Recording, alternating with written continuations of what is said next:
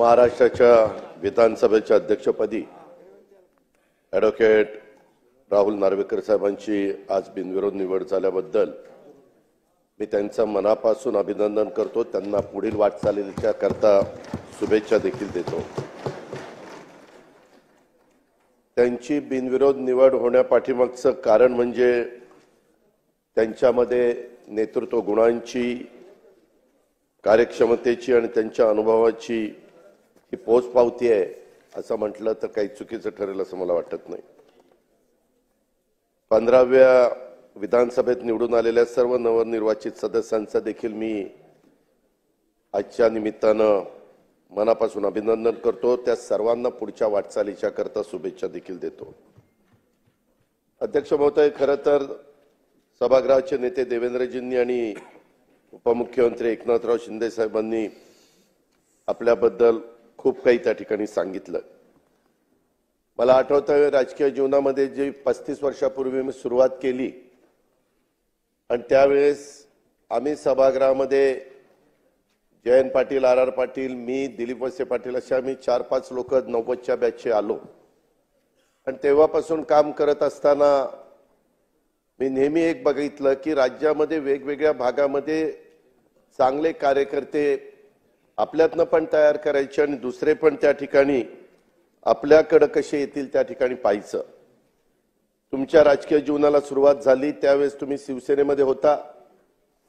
प्रवक्ता म्हणून तुमचं कामकाज आम्ही टीव्हीवर बघायचो, इतर ठिकाणी ऐकायचो आणि त्याच्यातनं एक दिवस मी आपल्याला म्हणालो की राहुलजी, आपल्याला पटो किंवा न पटो एक लोकसभेची जागा आहे, तिथं आपण उभं राहा। तुम्ही जरा नाही म्हणत होता परंतु मी फार आग्रह केला। वास्तविक त्यावेळेस मोदी साहेबांची लाट होती आणि त्या लाटेमध्ये मी म्हणणारे सगळे पराभूत झाले, परंतु तेव्हा मी आपल्याला असाही शब्द दिलेला होता की जर अपयश आलं तर तुम्हाला विधिमंडळामध्ये निश्चितपणे प्रतिनिधित्व देण्याची जबाबदारी आम्ही लोक घेऊ आणि तशा पद्धतीने जबाबदारी वरच्या सभागृहामध्ये तुम्ही त्या ठिकाणी पार पाडली। ही तुमची ह्या विधिमंडळातली सुरुवात। विधान परिषदेमध्ये आपण उत्तम काम करत होता। आपली वकिली अतिशय चांगल्या पद्धतीने प्रख्यात वकील म्हणून तुमची ओळख, अभ्यास मी त्या ठिकाणी पाहायचो। नंतरच्या काळामध्ये माझं जसं लक्ष असं असायचं तसंच लक्ष आमच्या आत्ताचे मुख्यमंत्री त्यांचंही असतं आणि मी तुम्हाला तिकडनं इकडे आणलं, त्यांनी मला माझ्याकडनं त्यांच्याकडे घेऊन गेले आणि कुलाब्यातनं तुम्हाला उमेदवारी दिली। कुलाब्यात तुम्ही चांगल्या मताधिक्याने विजयी झाला। तसं बघितलं तर त्या मतदारसंघाची आत्ताच देवेंद्रजींनी साधारण ओळख सांगितली आणि तुमचं असणारं काम हे आम्ही सगळ्यांनी गेले काही दिवस बघतोय। पाठीमागच्या काळामध्ये आम्ही सरकारमध्ये असताना देवेंद्रजी ज्यावेळेस बोलायला उठायचे त्यावेळेस देवेंद्रजींच्या पाठीमागे बसून वेगवेगळ्या पद्धतीची माहिती, वेगवेगळ्या ह्याच्याबद्दल काही दाखले वेगवेगळे देण्याचा प्रयत्न देखील तुम्ही करायचा। अशा पद्धतीनं आम्ही सगळ्यांनी तुमचं काम बघितलंय। मागच्या वेळेस 2.5 वर्षांनी ज्यावेळेस एकनाथराव शिंदे साहेब राज्याचे मुख्यमंत्री झाले आणि त्यावेळेस तुम्हाला भारतीय जनता पक्षाच्यामुळे अध्यक्षपदाची संधी त्या ठिकाणी मिळाली। 2.5 वर्षापूर्वी विद्यमान उपमुख्यमंत्री एकनाथराव शिंदेंच्या नेतृत्वाखाली सरकार स्थापन झाल्यानंतर आपली निवड ही देवेंद्रजींनी आणि सगळ्या महायुतींनी केली आणि आज आपलं महाराष्ट्र विधानसभा ही देशाला दिशा देणारी विधानसभा आहे। या विधानसभेत जेव्हा कायदेशीर पेच प्रसंग उभा राहिला तेव्हा फक्त महाराष्ट्राचं लक्ष इथं नव्हतं, उभ्या भारताचं आणि विधिमंडळ जेवढी काही कामं करतात त्या सगळ्यांचं लक्ष तिथं होतं, कारण आपलं हे कायदेमंडळ आहे। तेव्हा अध्यक्ष महोदय, थोड्याशा मनाला वेदना व्हायच्या, कारण विरोधकांनी ताळतंत्र सोडून अध्यक्षांच्यावर वैयक्तिक टीका केलेली आम्ही त्यावेळेस पाहिली। पण अशा काळात देखील आपण आपला संयम न सोडता कायदेशीर प्रक्रिया पूर्ण करून ऐतिहासिक निकाल या बाबतीमध्ये दिला आणि आपण दाखवलेला संयम हा महाराष्ट्राच्या विधानसभेला परंपरेला साजेसा अशा प्रकारचा होता। आज या प्रसंगी बोलताना मला कुठलं राजकीय भाष्य करायचं नाही, परंतु मागील काळात एक नाही तर 2 राष्ट्रीय पक्षामध्ये त्या बाबतीमध्ये फूट झाली आणि हा मुद्दा संविधानिक होता, न्यायिक होता, संवेदनशील होता, परंतु आपण त्याचा फार बारकाईने अभ्यास केला, जसा उल्लेख सुरुवातीला मुख्यमंत्री महोदयांनी केला। आणि एक निष्णात वकील असल्यामुळे आपल्याला न्यायालयीन प्रक्रियेबद्दल दांडगा अनुभव होता आणि अनुभव आणि कायदेशीर विद्वत्ता यामुळे आपण अतिशय कौशल्याने हा विषय हाताळलेला सर्वांनी पाहिला। त्याच्यामुळेच आपल्याला याबद्दल जी कमिटी केली त्याचं अध्यक्षपद देण्याचा निर्णय लोकसभेचे अध्यक्ष महोदयांनी घेतला। 14व्या विधानसभेचे अध्यक्ष ज्यावेळेस आपण निवड झाली आणि झाल्यानंतर आपण केलेलं भाषणामध्ये त्यावेळेस तुम्ही म्हणाला होता की the speaker has to speak less and listen more. गेल्या 2.5 वर्षाच्या काळात आपण हे वाक्य खरं करून दाखवलं, हे आम्ही सगळ्यांनी पाहिलेलं आहे। मी त्याच्याबद्दल आपलं खरोखरीच मनापासून अभिनंदन करतो, मनापासून कौतुक करतो। अध्यक्ष महोदय, मगाशी बोलत असताना एकनाथराव शिंदे साहेबांनी पण काही भूमिका इथं मांडण्याचा प्रयत्न केला। त्यावेळेस समोरचे म्हणाले की बाबा इथं अध्यक्षांचं अभिनंदन असताना हे मुद्दे कसे येतात, परंतु अध्यक्ष महोदय हे कायदे मंडळ आहे।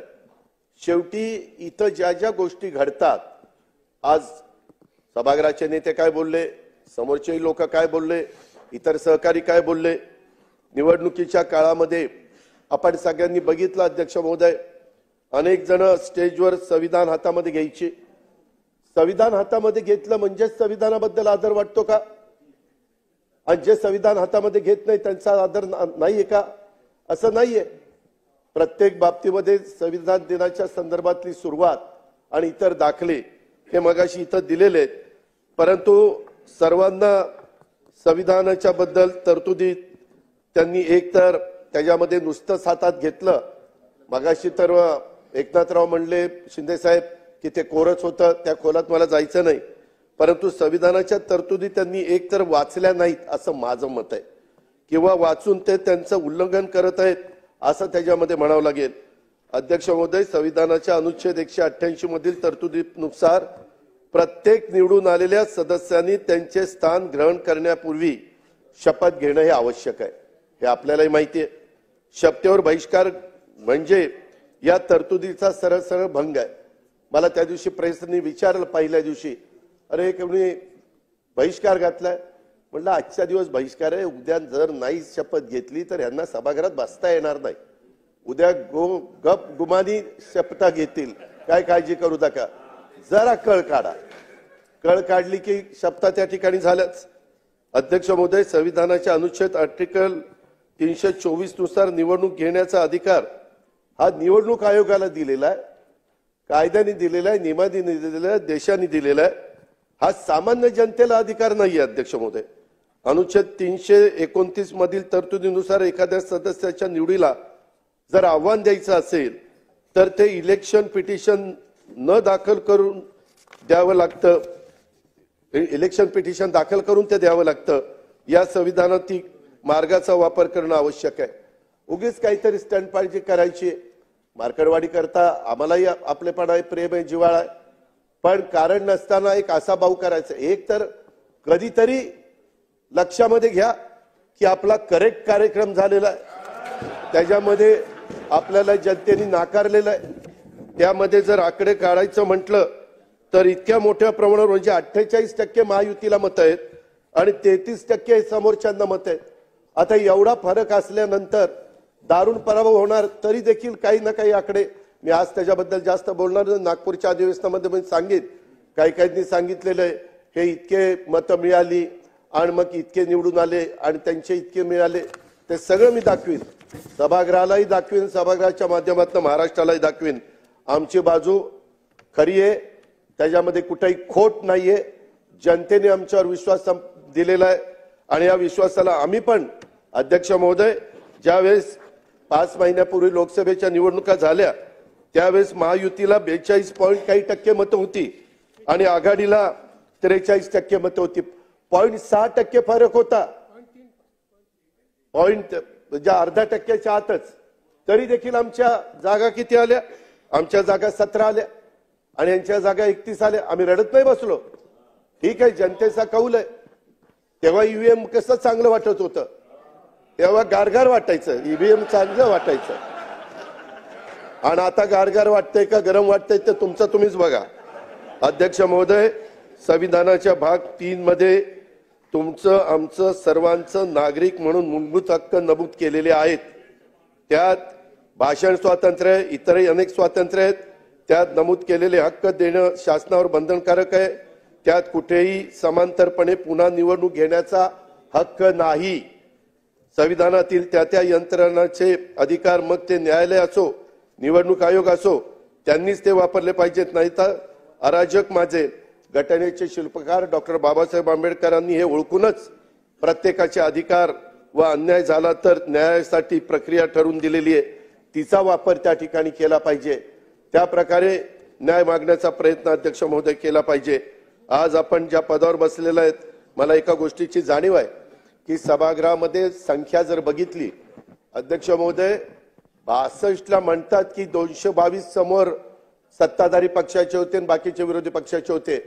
महाराष्ट्राच्या इतिहासामध्ये पहिल्यांदा 288 जागा निवडून देत असताना 237 आमदार महायुतीचे निवडून आले. 237. अनेकांच्या लाटा आल्या, अनेकांच्या लाटा गेल्या, परंतु इतकं निर्विवादपणे बहुमत कुणालाही मिळालेलं नव्हतं. अरे मान्य करा, आता कुठंतरी डोळे उघडा. लोकही म्हणतील की काय चाललंय यांचं, किती दिवस रडीचा डाव खेळणार आहे. खुल्या मनाने आम्ही जसं लोकसभेला खुल्या मनाने मान्य केलं आणि नंतर पुन्हा तिघांनी ठरवलं की आता पुन्हा लोकांच्या समोर जायचंय, आमदार तर निवडून आले पाहिजेत, सरकारशिवाय निर्णय घेता येत नाही. आणि त्याच्यातनं आम्ही लाडकी बहीण आली. लाडक्या बहिणीनं आम्हाला सगळ्यांना इथं बसवलं, हे लक्षात ठेवा. जे आहे ते आहे, मान्य करायला शिकलं पाहिजे. अध्यक्ष महोदय, एक गोष्ट खरी आहे, परंतु आता इथून पुढे सभागृहाचं कामकाज चालत असताना इतकं मोठ्या प्रमाणावर गुलाबी जॅकेट आज इकडे दिलंय, काय अडचण आहे? अडचण आहे. मुख्यमंत्र्याला दिलंय. आता तुम्हाला गुलाबी, तुम्हाला कलरच कळत नाही, आता कलर पण विसरायला लागले. काय करायचं काय? 208 कलर विसरायला लागले. मला यांनी सांगितलं 208. त्याच्यामुळे अध्यक्ष महोदय, आम्ही कुठली जॅकेट घालायची, काय घालायची ते आमचं आम्ही घालू ना. तुम्हाला जॅकेट घालायची का नाही घालायची ते तुमचं तुम्ही ठरवा.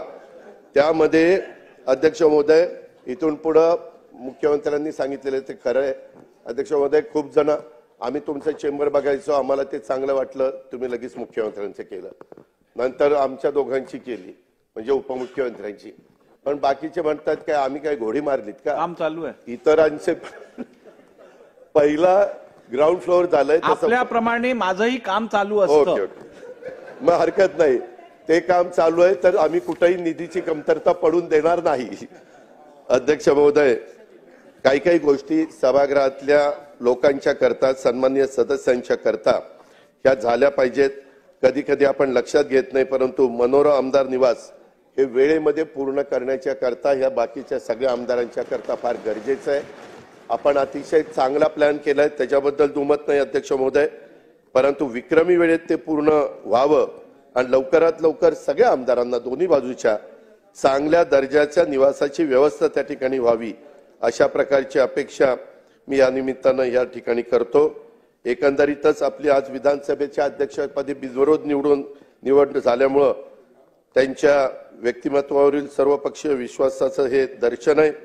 मी त्याच्याबद्दल विरोधी पक्षाच्या पण सन्माननीय सदस्यांचा, त्यांच्या गटनेत्यांचा पण आभार मानतो की ही निवडणूक बिनविरोध करण्याच्या करता त्यांनी पण मनाचा मोठेपणा दाखवला.